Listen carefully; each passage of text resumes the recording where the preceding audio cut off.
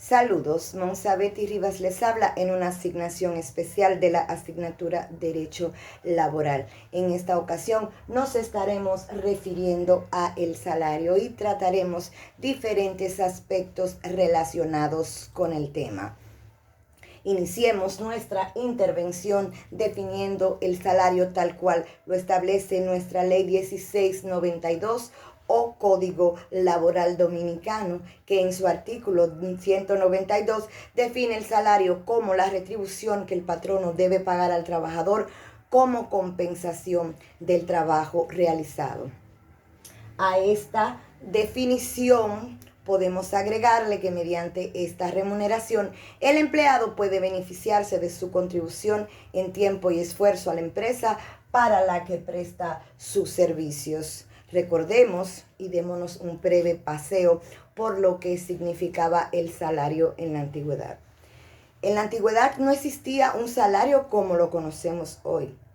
El primer vestigio del salario data del segundo milenio antes de Cristo en la Mesopotamia, donde se pagaba a los trabajadores con una unidad de trigo, la cual era entregada en forma diaria o bien cuando terminara la jornada de trabajo. Más tarde, los soldados romanos recibían la paga con sal, que se le llamaba salarium, y de allí viene la etimología de la palabra salario. Existen diversas teorías de los salarios, pero en esta ocasión destacaremos y resaltaremos solo las que hemos considerado son más importantes. La teoría de Marx, la teoría de la productividad, la teoría de la oferta y la demanda, así como la teoría de salarios altos, entre otras teorías. Vamos a los tipos de salario. Debemos puntualizar que las tarifas salariales se pueden clasificar en salario mínimo, salario nominal, salario promedio y salario a destajo, y que dentro de las clases de salario se identifican varios tipos, dentro de los cuales podemos citar los siguientes. El salario en moneda, que es aquel que se paga en moneda de curso legal, o sea, el cual se paga en dinero. El salario en especie, que es aquel que se paga por medio de productos y servicios, etc. Y constituye un salario en especie toda aquella remuneración ordinaria y permanente que el trabajador reciba en contrapensación del servicio como alimentación, habitación, vestuario que el empleador suministre al trabajador o a su familia. Existe el pago mixto, que es aquel que se paga una parte en moneda y otra parte en especie. Dentro de los tipos de salario está el salario ordinario o extraordinario también, el salario fijo o variable y el salario nominal y real. En cuanto a la naturaleza del salario, está establecido que el salario es el elemento monetario principal de la negociación de un convenio de trabajo y constituye la contraprestación en la relación bilateral patrono-empleado. El salario tiene algunas características que citaremos a continuación. No puede ser pagado en periodos mayores de un mes.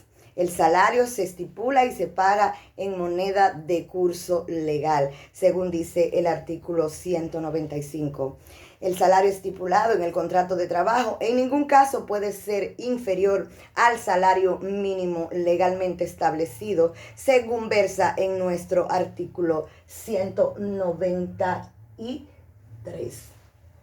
Existen otras características del salario, como el pago del salario debe hacerse directamente a la persona del trabajador y salvo la convención de contrato, se hace en el lugar donde presta sus servicios el trabajador, según versa el artículo 196. Forma de retribución y privilegios del salario. Son tres los sistemas más habituales y eficaces, que son la retribución fija, la retribución variable y el complementario pago en especie. Este último se trata de un sistema que premia los logros de los empleados en algunas empresas. ¿Cuáles son los descuentos que las leyes permiten al empleador hacerle a los salarios de las personas que trabajan para ellos?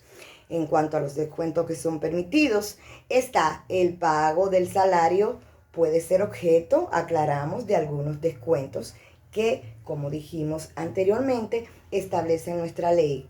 Están todos los que sean autorizados por la misma, los relativos a cuotas sindicales, previa autorización escrita del trabajador, los anticipos de salario, los relativos a créditos otorgados por instituciones bancarias con la recomendación y garantía del empleador, y están aquellos que son relativos a los aportes del trabajador o planes de pensiones privados.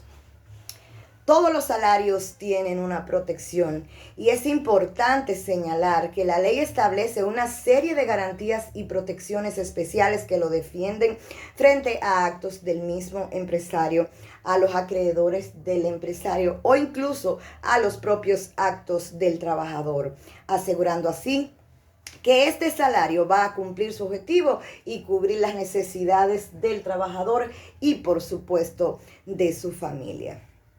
El delito de la falta de pago del salario, de acuerdo al artículo 211 del Código de Trabajo, constituye un delito penal. El hecho de contratar trabajadores y no pagar la remuneración que le corresponde en la fecha estipulada o la terminación de la obra o servicios convenido tiene un peso legal.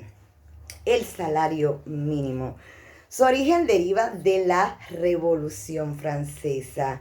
La idea del salario mínimo fue producto de una larga historia de lucha sindical y de las clases trabajadoras y se aplicó por primera vez en Nueva Zelanda a finales del siglo XIX, cuando el Estado aprobó el Employers, Ley de Empleados y Empleadores de 1890.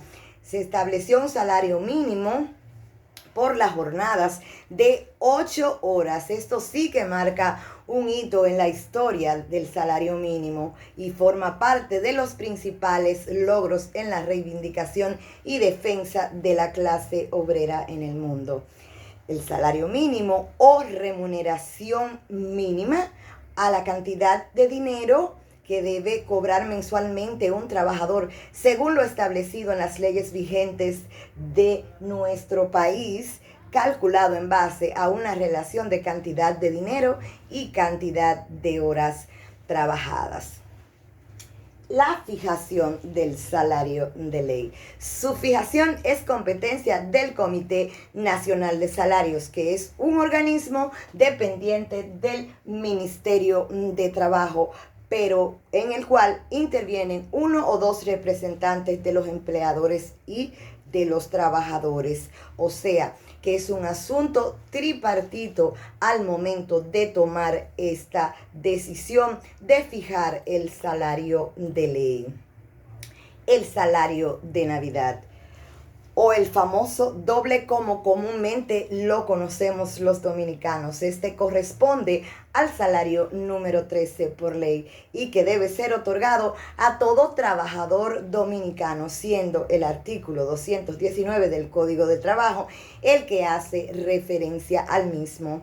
En ningún caso el salario de Navidad debe superar los 5 salarios mínimos legalmente establecidos.